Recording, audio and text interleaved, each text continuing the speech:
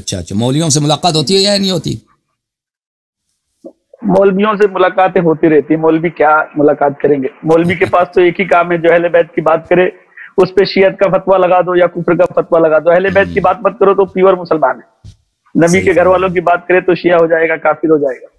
सही फरमा रहे हैं, बिल्कुल सही फरमा रहे हैं। आपको भी आजकल बंबई में लोग बहुत सुन रहे हैं। अच्छा, क्या कहते हैं? हाँ, बहुत से लोग बताते हैं। अब क्या है, वो दोनों तरफ की बातें होती हैं, अच्छी बुरी। कुछ लोग मतलब के आपके अहले तशय्युह में कुछ बताते हैं कि आप लोग अमेरिका के एजेंट हैं, कुछ बोलते हैं कि आप लोग एक कोई नया फिरका लेकर आ गए हैं जिसमें मतलब कि मरजयत को नहीं मानते हैं, फलाना धमाका। कुछ अहले सुन्नत जो हैं वो आप लोगों को सुन रहे हैं। बहुत सारी बातें होती रहती। चलो ठीक है, बहरहाल ये तो जब लोग कोई काम करे पीछे बातें तो होती रहती, बातें हजार होती है, उससे क्या करना है। हमको तो अपना काम करना है। जो लोग अहले बैत को नहीं जानते उनको बताना है, पंजतन पाक को नहीं जानते उनको बताना है, उनकी हकीकत बताना जी। बात ये हो रही थी कि अभी तो मुद्दा एक गर्म है, आप देख रहे हैं फिलिस्तीन और इजराइल का। इस पे आपके क्या मौकिफ है? देखें, इसराइल और फलस्तीन की जो जंग है ना, ये लाजमी बात है कि इसमें ये शियों का कोई जंग नहीं है यहाँ पे। यानी फ़लस्तीनी जो हैं शिया नहीं है लेकिन मुसलमान हैं, उनके साथ जो कुछ हो रहा है लाजमी बात है कि इसराइल अभी देखें, इसराइल ने कुछ लाख फ़ौज अपनी उन्होंने इकट्ठे किए हैं गज़ा के बॉर्डर पर, और वो ज़मीनी हमला करना चाहते हैं, और कुछ दिनों से वो हवाई हमले भी कर रहे हैं, और वहाँ पे बहुत सारे बेरहमी के साथ वहाँ पे बमबारी हो रही है। तो लाजमी बात है कि इस पर हम अफसोस ही कर सकते हैं। इसका तो कोई जस्टिफिकेशन नहीं है। गरचे ये कोई शिया जंग नहीं है, लेकिन हमारी हमदर्दी है हर वो मजलूम के साथ, हर एक उस शख्स के साथ जो बेगुनाह मरता है।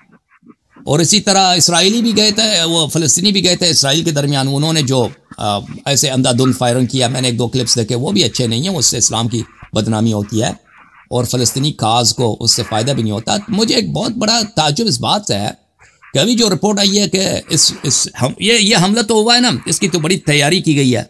लाजमी बात है, जो हमास ने हमला किया फ़लस्तीन पर, कई सौ लोगों ने, मुझे नहीं मालूम कि अदद। पहली बात मैं आपको बताऊं कि ये मेरा स्पेशलिटी नहीं है कि मैं अखबार वगैरह, जैसे जर्नलिस्ट होता है ना, वो खबरों को अच्छी तरह से जानते हैं, वो बहुत हर खबर को पढ़ते हैं और रिव्यूज़ को पढ़ते हैं, आर्टिकल्स को पढ़ते हैं, उनको बहुत खबर होती है। ये तो मेरा काम नहीं है।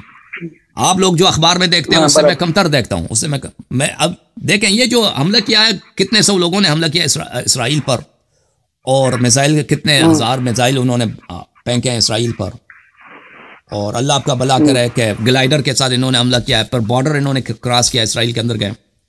तो लाजमी बात है, इसकी बड़ी तैयारी की गई है, बड़ी। तो मुझे ताज्जुब इस बात पर है कि इसराइल की जो है बहुत इंटेलिजेंस सर्विस बहुत तेज़ है, और इसी तरह अमेरिका का भी बड़ा तेज़ है। तो शुरू से भी लोग कह रहे थे कि वो कैसे हो सकता है कि इनको पता नहीं था। अभी जो रिपोर्ट आई है कि एक्सियोस में, बहुत अहम साइट है, उन्होंने वहाँ पे एक आर्टिकल था कि मिस्र ने 3 दिन पहले खबर दी थी इसराइल को, मिस्र के इंटेलिजेंस सर्विस, क्योंकि मिस्र और इसराइल की दोस्ती आपस में, उन्होंने खबर दी थी 3 दिन पहले इसराइल को ऐसा हो रहा है। तो उन्होंने ये करने क्यों दिया है? अगर उनको पता चल गया था, या मतलब उनकी जो है ना गलती हो जाती है, ह्यूमन एरर होता है, इंसानी गलती होती है कि भाई रिपोर्ट आया, रिपोर्ट को नज़रअंदाज किया, या ये वाकई ये चाहते हैं कि अभी देखें, एक दफ़ा तो इसराइलियों ने सन 1948 में फ़लस्तीनियों को निकाल दिया, उनकी अपनी जो आबाई सरजमीन थी फ़लस्तीनियों को वहाँ से निकाल दिया। मिलियंस के तादाद में, लाखों के तादाद में लोग आवारा हो गए। बहुत सारे लोग शाम चले गए, बहुत सारे लोग मिस्र चले गए, बहुत सारे लोग उर्दून चले गए, बहुत सारे लोग लेबनान चले गए। तो अभी जो हो रही है कि इसराइल कह रहा है कि भाई सब निकल जाओ यहाँ से, गज़ा से सब निकल जाओ। तो क्या इन लोगों ने, मैं नहीं जानता, मैं पुश्ते पर्दा किसी बात को नहीं जानता। अब इसराइल की बहुत बड़ी तैयारी है, कई लाख फौजी लेकर आए कि वो गज़ा पे ज़मीनी हमला करेंगे, और लाजमी बात है ये इसराइल के लिए बहुत मुश्किल काम है, क्योंकि उसके फौजी शायद मर जाएं वहाँ पे, क्योंकि वो इतना बर्दाश्त नहीं करते, अपने जो ह्यूमन कास्ट होते हैं वो बर्दाश्त नहीं करते। वो जो इसराइली गवर्नमेंट है वो चाहते हैं कि उनकी कैजुअल्टीज बहुत कम हो, लेकिन दूसरों को मारते हैं ये बर्दाश्त होता है। हाँ, उनको बर्दाश्त कर, उनको उससे परवाह नहीं होती ना, वो दूसरों को मारते हैं वो तो परवाह नहीं होती उनको, अपने आदमी को नहीं मरवाना चाहते, लाजमी बात है। तो मुझे जो लग रहा है कि अभी जो कह रहे हैं इसराइलियों को कि यहाँ से, इसराइल फ़लस्तीनियों कह रहे हैं यहाँ से निकल जाओ, हम बमबारी करेंगे, और बमबारी कर भी रहे हैं। और अब ये क्या उनके पास ये प्लान था कि यहाँ गजा को क्लियर कर दें? 15 दिन पहले यूएन में जो नेतन्याहू साहब आए थे तकरीर के लिए, उन्होंने जो नक्शा दिखाया था इसराइल का जो नक्शा दिखाया था, उसमें वेस्ट बैंक और गजा स्ट्रिप शामिल था, यानी गजा को उसने इसराइल का जुज दिखाया था। हो सकता है कि ये हाँ, जैसे देखें बहुत सारी बातें होती हैं जो इनके फायदे में होता है कि वो एक मसला उनके खिलाफ एक धमाका हो जाता है। गवर्नमेंट्स बहुत तेज होती है इस मामले में, अगर उनके खिलाफ कोई वायलेंस होता है तो उसका बड़ा फायदा उठाते हैं। अब इन्होंने पूरी दुनिया में ये जो क्लिप्स आए ना कि यहूदी बच्चे मारे गए हैं, यहूदी मसलन औरतों को यरगमाल बनाया गया है, उनके छोटे बच्चों को तो उसका तो ये इनका मीडिया तो पूरे इनके हाथ में, आपको पता होना चाहिए। पूरे न सिर्फ अमेरिका बल्कि पूरी दुनिया में न्यूज एजेंसीज वगैरह इनमें बड़ा यहूदियों का बड़ा उसमें बालादस्ती है, तो उसका पूरा फायदा ये लोग उठाएंगे। अब ये शायद मसलन इस मसले से फायदा उठाकर, जैसे देखें 1993 में अमेरिका में एक धमाका हुआ ना ओक्लाहोमा सिटी में, उसके बाद इन्होंने गवर्नमेंट ने उसका बड़ा फायदा उठाया, बहुत सारे लॉज जो पास नहीं हो रहे थे सिक्योरिटी में उसको पास करा दिया कांग्रेस से। तो हो सकता है इसका यह बड़ा फायदा उठाएं और बिल्कुल क्लियर कर दें गजा स्ट्रिप को, या अदकल उसकी बड़ी कोशिश करें। तो मुझे जो लगता है वो, यानी अगर मैं रियलिस्ट यानी हकीकत को देख के आपसे बात करूं, वो ये है कि देखें आपके ये फ़लस्तीनी बेचारे इनके साथ, देखें मिस्र जो उनके बिल्कुल साथ है, बॉर्डर गजा की जो बॉर्डर मिस्र से लगती है, मिस्र की गवर्नमेंट तो उनके साथ नहीं रहता। मिस्र के अवाम फ़लस्तीनियों के साथ हैं, लेकिन मिस्र का गवर्नमेंट फ़लस्तीन के साथ नहीं है। मिस्र के गवर्नमेंट ने बॉर्डर देखें आज से नहीं है, कई सालों से उधर से कोई चीज आगे नहीं जाने देता। यानी आपके साथ बॉर्डर है, एक मुसलमानों का इलाका है गजा, वहां पे फ़लस्तीनी रहते हैं, वो दो तरफ से मुहासरा है इसराइल, यानी वहां कोई दवाई चाहिए तो कहां से आता है? इसराइल से आता है। खाना चाहिए तो कहां से आता है? इसराइल से आता है। कोई भी चीज, बिजली इसराइल से, पानी इसराइल से। बॉर्डर है मिस्र के साथ, मिस्र उनको कुछ भी नहीं देता, यानी वो अपने पैसे से जाके खरीदे, मिस्र से इंपोर्ट नहीं कर सकते।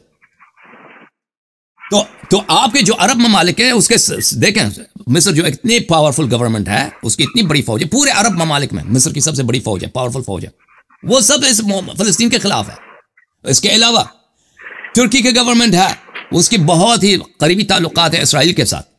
वो देखें वैसे हमदर्दी के लिए, अपने अवाम को खुश करने के लिए और आलम इस्लाम में अपनी मकबूलियत बढ़ाने के लिए अल्फाज तो सादर करते हैं, लेकिन अमल में ये फ़लस्तीनियों के लिए कुछ नहीं करते।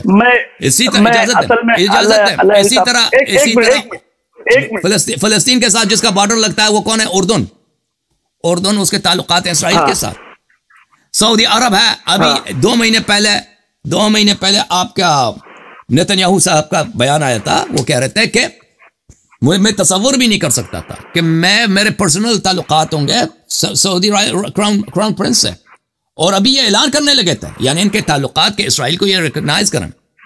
इसके अलावा आपका इमारात है, कुवैत है, ये तो पहले ही से इनके ताल्लुकात हैं इसराइल के साथ। ये फ़लस्तीनी काज के दुबई ने तो बाकायदा ऐलान कर दिया कि हम इसराइल के साथ हैं। हाँ, तो देखें एक चीज होता है ना कि ये अरब गवर्नमेंट्स अल्फाज में जो कहते हैं ना मीडिया में, अब आप देखें अल जजीरा को देखें, अल जजीरा बड़ा सपोर्ट कर रहा है, और बहुत सारे दूसरे अरब टीवी स्टेशन हैं वो सपोर्ट करते हैं फ़लस्तीनियों के, लेकिन अमल में ये कुछ भी नहीं करेंगे।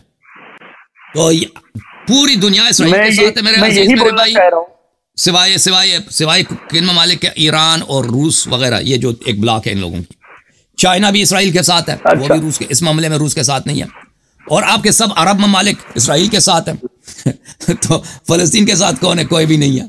तो इससे क्या होगा? इसका नतीजा मैं यही समझता हूं कि जैसे 2007 में हिजबुल्लाह के साथ लड़ाई में हुआ था ना, आखिर में हिजबुल्लाह ने कहा हम जीत गए, वो आके इसराइल क्या करेगा? इसराइल पूरी तरह तबाह कर लेगा गजा को, मुझे जो लगता है पूरी तरह तबाह कर देगा, और पूरे इंफ्रास्ट्रक्चर उसके तबाह कर देंगे। हॉस्पिटल सब खराब हो जाएंगे, उसके मसलन स्कूल सब खराब हो जाएंगे, गवर्नमेंट जितने स्ट्रक्चर है खराब हो जाएंगे, पानी के फैसिलिटीज हैं, जितने भी हर किस्म के फैसिलिटी वो बिल्कुल खराब करके छोड़ देंगे। और लाजमी बात है पूरी तरह हमास को पूरी तरह वो नहीं निकाल सकेंगे, क्योंकि वो उनको पता, वो जब लोग चुप जाते हैं, वो मख्फी हो जाते हैं, क्योंकि ये तो वो है ना गुरेला ग्रुप है। गुरेला ग्रुप को लोगों से उसका तमीज़ देना मुश्किल होता है। लेकिन यही होगा कि बर्बादी होगी, गजा की बहुत बड़ी बड़ी बर्बादी हो, जैसे बहुत बड़ी बर्बादी हुई थी ना 2007 में लेबनान में। पूरा लेबनान जो है उसके ब्रिजेस, स्कूल्स वगैरह तबाह हो गए थे, लेकिन उससे कई ज्यादा होगा, उससे कई ज्यादा होगा गजा में। और मैं नहीं समझता कि गजा के लिए ईरान आमादा है कि इसराइल के साथ उसकी लड़ाई हो। मैं नहीं समझता इस बात को। वो वैसे देखें, ईरान की गवर्नमेंट जो है वो अपने आप को पूरे आलम इस्लाम का लीडर समझता है कि मैं पूरे आलम इस्लाम का लीडर, लाजमी बात है। उसके लिए इसराइल फलस्तीनी जो कॉन्फ्लिक्ट है, उसके लिए ये अपनी लीडरशिप दिखाने के लिए एक बहुत अच्छा मौका है और उसका यूज भी करता है। अगर ये इसका यूज ना करे तो लाजमी बात है पर इसकी लीडरशिप ही खत्म है। लेकिन ईरान भी अच्छी तरह जानता है इसकी मसला इसी में है कि इसराइल के साथ पंगा ना ले, और हिजबुल्लाह का भी अच्छी तरह जानता है कि उसके मसलहत में यही है कि इसराइल के साथ जंग में दाखिल ना हो। वो एक दो रॉकेट मारेगा, लेकिन जंग में दाखिल होना मुझे बैद लगता है। तो क्या होगा? तो जंग में दाखिल कौन होगा? कोई नहीं दाखिल होगा। मुझे नहीं लगता कोई दाखिल हो सकता है। इजराइल से लड़ने के लिए कोई नहीं आएगा। हो सकता है मैं गलती पर हूं, हो सकता है एक बहुत बड़ा जंग हो जाए ना। मैं तो मुस्तकबिल को तो मैं नहीं जानता, मुस्तकबिल को तो अल्लाह ताला जानता है 100%। मैं तो सिर्फ ये हालात को देख कर कह सकता हूं कि ये जो एक्टर्स हैं या इनके मसलहत में क्या है। तो मुझे जो लगता है 75 सालों से हालात क्या है, तो मुझे जो लगता है कि जो चलेगा वो वही होगा कि गजा के लोग बेदिफा, उन पे जुल्म बुरी तरह होता जाएगा, वो मारे जाएंगे। और फिर एक बहुत तबाही के बाद इसराइल फतह का ऐलान करेगा और फिर हमास भी कहेगा कि हम जीत गए। ये भी होगा, हमास में आखिर में हम जीत गए। उसके आगे अल्लाह जानता है। इसमें मुझे यही लगता है इसमें कुछ बातें इसमें मैं बताना चाहता हूँ, शायद आप सुने, मेरे ख्याल से थोड़ी सी मेरी भी बात दिल की सुन ले। पहली बात तो हमास ने जो हमला किया, मेरे ख्याल से बंबई की भाषा में अगर हम लोग बोलेंगे तो छेड़कर छोड़ दिया फिलिस्तीनियों को मरने के लिए। सबसे पहली चीज ये, और ये भी हो सकता है कि ये इजराइल की चाल रही हो, क्योंकि अगर 3 दिन पहले उसको पता चल गया था कि हम पे हमला होने वाला है। इजरायली तो बोलते हैं हमको चूटी भी मारेगी तो हमको पता चल जाता है। इतने सारे रॉकेट मारे गए, इजरायलियों को पता नहीं चला। ये हो सकता है उनकी चाल हो। दूसरी चीज ये है कि आज 75 सालों में सबने सिर्फ यही कहा है कि हम फिलिस्तीन के साथ हैं, मगर साथ किसी ने आज तक दिया नहीं फिलिस्तीन। क्योंकि ब्रिटिश ने जब ये दोनों को अलग किया तो 58% जमीन थी फिलिस्तीन के पास, आज 12% बची है। अगर ये साथ दिए होते तो 58% तो बच जाती थी। मस्जिद अक्सा, जितने भी अरब मुल्क हैं सब बोलते हैं कि मस्जिद अक्सा हमारा किबले अव्वल है, हमारी जान है, ये है वो है, और साथ देते हैं इजराइल का। मस्जिद अक्सा को अगर बचाना है तो फिलिस्तीन का साथ देना पड़ेगा, तो फिलिस्तीन का कहीं से साथ भी नहीं देते हैं। और मस्जिद अक्सा को अपना किबला अव्वल मानते हैं, सब कुछ मानते हैं, मस्जिद अक्सा हमारी जान है, और उसके लिए ना अपने फौज को उतारते हैं ना उनकी मदद करते हैं, बेगुनाह फिलिस्तीनी मारे जाते हैं। तो मेरा एक सवाल यह है कि आपको क्या लगता है कि ईरान मदद कर रहा है कि ढोंग कर रहा है? देखें ईरान इस हद तक के पैसा दे दे, कुछ असलहा दे दे, उस हद तक, उससे ज्यादा ईरान तैयार नहीं है कि हाँ, क्योंकि ईरान ये काज जो है ना ईरान के लिए बहुत अच्छा है, उसके प्रोपेगेंडे के लिए, वो अपनी लीडरशिप दिखाने के लिए कि मैं ईरान के कॉन्स्टिट्यूशन में यह है कि ईरान पूरे आलम इस्लाम, खामेनी पूरे आलम इस्लाम का इमाम है, वो वली फ़क़ीह है, वली अम्र मुस्लिमीन जहान है, पूरे आलम के मुसलमानों का वो वली अम्र है। वो अपने वो जिस दिन फ़लस्तीन के मसले को छोड़ देगा तो उसका मतलब यह है कि उसने अपनी पोजीशन को अब्डिकेट किया, अपनी पोजीशन को छोड़ दिया। तो उसके लिए और कोई दुनिया में और कोई खास नहीं है अपनी लीडरशिप दिखाने के, मैं पूरे आलम इस्लाम का मैं लीडर हूँ, सिर्फ यही है। तो इसमें वो उसको देखें, मुख्तलिफ मुल्कों में अब उसके लोग नारे लगाते हैं, उसकी तारीफ करते हैं ना, खामेनी साहब की तस्वीरें लगाते हैं। तो ये एक अच्छा मौका है उसके अपना ये पोजीशन बरकरार रखे ताकि उसके चाहने वाले इसकी तारीफ करें। लेकिन ये सिर्फ उस हद तक कि कुछ पैसे दे दे और कुछ असलहा दे दे। ये मसलन वो हमास इसराइल के नाक में दम में इसराइल को तंग करे। अगर लोगों को रहने के लिए घर नहीं होगा तो आप उनको पानी या दाना, अनाज या कपड़े देकर क्या करोगे? जब जमीन ही नहीं होगी तो लोगों के पास रहने के लिए आप कौन सी मदद कर रहे हो? जी आप बात देखें, इसराइल देखें, फलस्तीनियों के हल के तरीक ये है, ये एक शिया काज नहीं है। शिया जो है इस मसले में आगे बढ़ने से फ़लस्तीन को नुकसान पहुंचा रहे हैं। वो वजह यह है कि जब शिया जो है तो सुन्नी भी कहाँ आगे बढ़ के मदद कर रहे हैं? नहीं, भी कहाँ आगे बढ़ के मदद कर रहे हैं? एक भी अरब कंट्री कोई मदद करने आ रही है? सुन ले, सुन्नी मदद करते थे। ये एक अरब काज था, ये एक अरब काज था, इस्लामिक काज था। सऊदी अरब, इमारात, कुवैत, इराक की गवर्नमेंट, ये लोग इस मसले में इन्होंने जंगें लड़ी हैं। सन 1967 में इनकी जंग हुई है। कई अरब मुल्क लड़े थे इसराइल के खिलाफ। सन 1973 में इनकी जंग हुई है, ठीक है ना। तो सद्दाम हुसैन भी लड़ चुका है। हाँ, अब जो है ईरान एक तरफ से अरब ममालिक की मुखालिफत कर रहा है, ठीक है ना, कि ये इलेजिटिमेट गवर्नमेंट है, ये गैर शरई हुकूमतें हैं, और एक तरफ से इसराइल की हुकूमत कर रहा है। तो इसका सबब इससे ये हुआ है कि इसराइल जो है करीब आ गया है। अरब मुल्कों में और इसराइल में दोस्ती बढ़ गई है ईरान की दुश्मनी में, क्योंकि अरब ममालिक जो है ना वो देखते हैं कि इसराइल ईरान का दुश्मन है, और वो ये भी देखते हैं कि मगर अभी सुन ले प्लीज, ईरान हमारा भी दुश्मन है। तो उसका नतीजा क्या हुआ? ईरान, उसका नतीजा यह हुआ है कि आप मेरे दुश्मन का दुश्मन मेरा दोस्त है।